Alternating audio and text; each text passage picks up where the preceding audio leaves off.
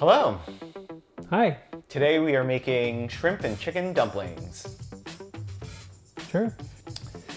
Well, this isn't something we planned for. This is sort of a non-recipe recipe. We didn't shop ahead for this. We looked at what was in our fridge and basically figured out, oh, we have the stuff that we can cobble together dumplings for. I feel like dumplings are something that are delicious and we eat often and are pretty easy to make at home.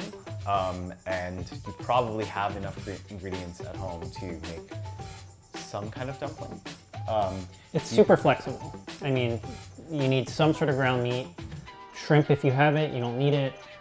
Really, it's helpful if you have like ginger and garlic, but other than that, any vegetables, green onions we're using in this recipe. If you have shallots, if you have just yellow onions, cabbage, if you have no vegetables at all, like you can just do meat.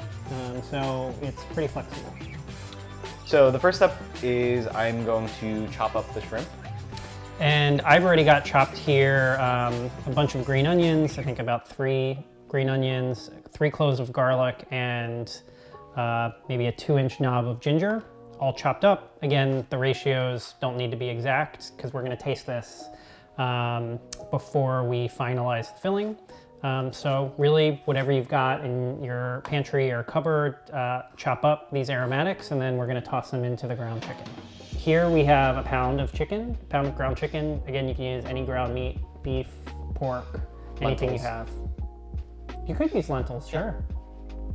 Veggie version. And frankly, I've done dumplings without any meat or even like lentils at all. Just, a lot of cabbage that you've boiled and wrung out and chopped up, as well as ginger, garlic, onion, lots of flavorings. And those are perfectly delicious veggie dumplings. You can throw cooked rice noodles in there if you want it to be have a little more heft, but you can put kimchi in there, really anything under the sun. We're gonna cook down the mushrooms so that they lose some of the water so they don't add too much water to the mixture.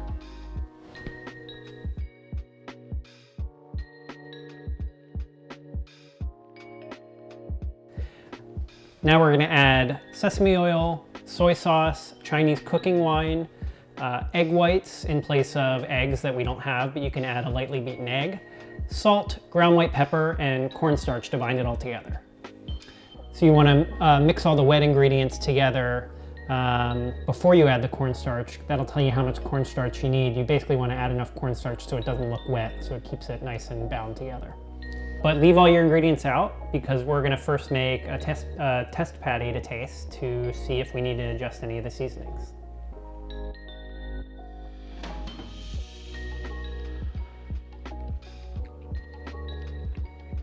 It's good.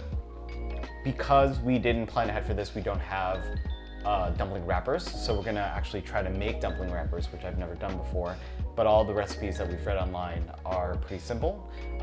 So we'll put together what our recipe looks like as kind of a starting place if you want to do this, but there are plenty of places on the internet to find a dumpling and dumpling wrapper recipe. The dough is pretty simple. It is just flour and water, and the way it works is that you pull out as much flour as you think you'll need for your wrappers, and then you slowly add boiling water to it until it is soft but not sticky, and then you need a little bit of extra flour to keep them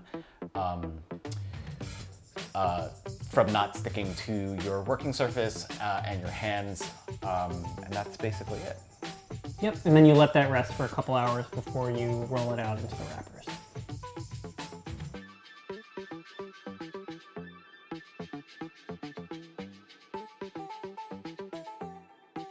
So we've rolled out all of the dough into dumpling wrappers, and now we're going to fill them. Yeah, and James is going to demonstrate the first one. So these are much bigger wrappers than you might see at the grocery store. These are more traditional Chinese dumplings. So they'll have more filling than like gyoza dumpling, which is what I grew up with. But same idea. Put a good amount of filling in the middle, and then you're just gonna use some water to seal the edges and then crimp them shut. I'm gonna take your lead, James. There are so many different ways to seal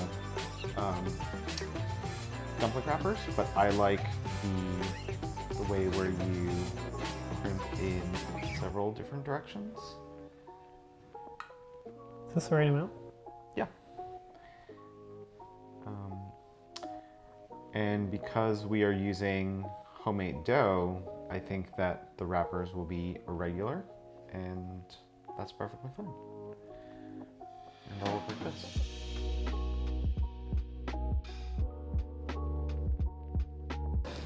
So we are pan frying these dumplings, and you can use this exact same process with you know, frozen dumplings that you've made homemade. You can cook them straight from frozen like this. You can do fresh dumplings, store-bought dumplings. It's all the exact same technique, and it works perfectly every time, and it's really amazing. So you start the dumplings with a flat side down, like this we're doing on the bottom, or you could do them sort of on their side in oil that's been heated to about medium-high heat. Cast iron is great because it keeps a really even temperature, but if you're worried about sticking, you can also just use a non-stick pan. But how this works is you're only going to cook them on this side. So you're really not going to move them around. It's going to get this one side really nice and crispy, but you don't want to move it around. It could tear. It's really just sort of letting it do its thing in the pan without touching or moving it. And then what you'll see is we're then going to add water and steam them, and that'll cook it all the way through. And then we're going to lift the lid off, let all the rest of the water cook down, and then it re-crisps on the bottom as the water cooks off. So you're sort of crisping it at the bottom here, steaming it, which sort of makes even the bottoms soggy, but then the water evaporates, there's still the oil there, and it re-crisps in the oil, and it's this really great process for getting one side of the dumpling super nice and crispy, the rest of the dumpling cooked through and nice and fluffy and steamed. And then eat them. Here's what they look like when they're done.